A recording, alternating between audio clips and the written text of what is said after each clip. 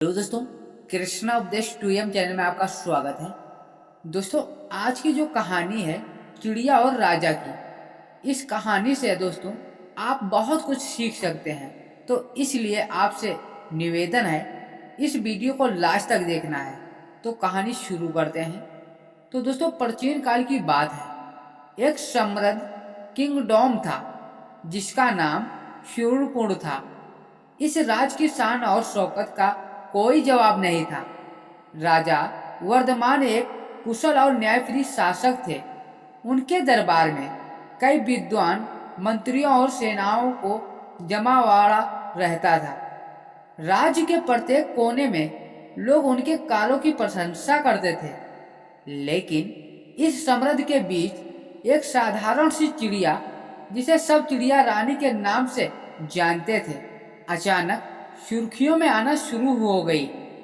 दोस्तों, एक दिन जब राजा वर्धमान अपने बगीचे में टहल रहे थे, उन्होंने देखा कि चिड़िया रानी अपनी चोंच में कुछ दाने इकट्ठा कर रही थी। राजा को यह दृश्य देखकर बड़ा आश्चर्य हुआ, क्योंकि वे जानना चाहते थे कि आखिर ऐसी छोटी चिड़िया किस दाने के लिए इतनी मेहनत कर रही है। उन्होंने अपनी दबी हुई जिज्ञासा को दबाते हुए चिड़िया को करीब से देखा। चिड़िया रानी ने देखा कि राजा उसे ध्यान से देख रहे हैं। उसने अपने काम को जारी रखा और फिर राजा की ओर मुड़कर बोली, हे राजन, क्या आप जानते हैं कि यह दाल का एक दाना मेरे लिए कितना महत्वपूर्ण है? राजा ने हैरानी से पूछा, क्यों, एक दाने की क्या अहमियत है?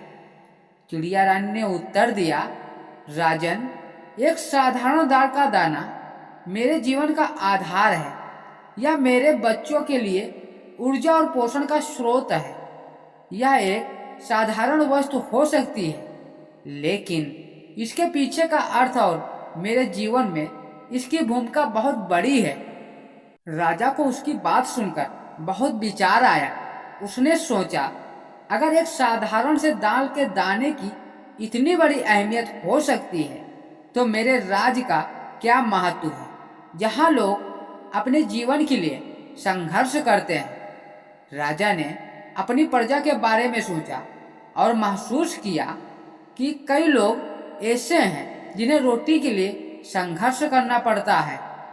राजा ने चिड़िया रानी से पूछा, क्या मैं आपकी मदद कर सकता हूँ?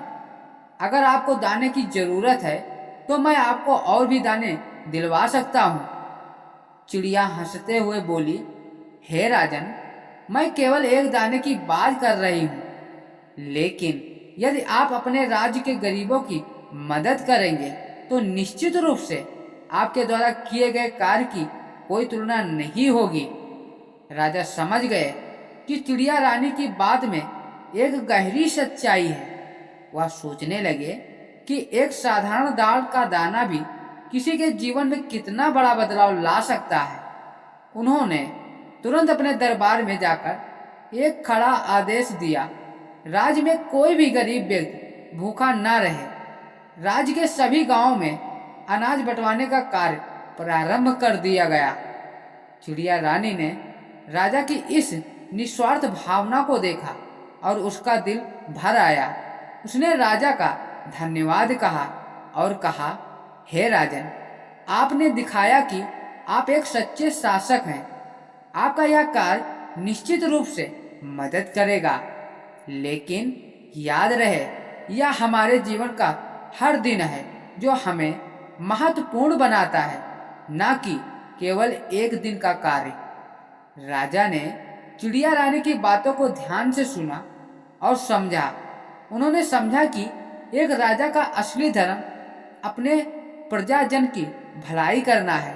उन्होंने अपने राज्य में अनेक परोपकारी योजनाएं चलाई, जिससे राज्य के गरीब और जरूरतमंद लोगों को सहारा मिला।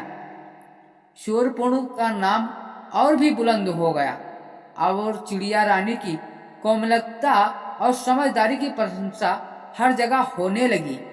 राजा वर्धमान ने चिड़िया रानी से मित्रता कर ली और वह अक्सर उसे अपने बगीचे में बुलाते थे। उनकी दोस्ती ने न केवल राजा को एक बेहतर शासक बना दिया, बल्कि चिड़िया रानी को भी एक प्रेरणा का स्रोत बना दिया। इस प्रकार एक साधारण दाल के दाने के लिए चिड़िया ने राजा को झुकाया।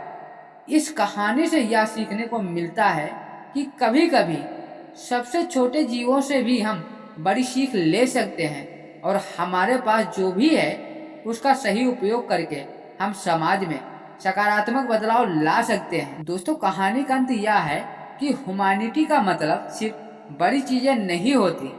कभी कभी एक दाल का दाना, एक साधारण दाना भी किसी के जीवन में बड़ा बदलाव ला सकता है।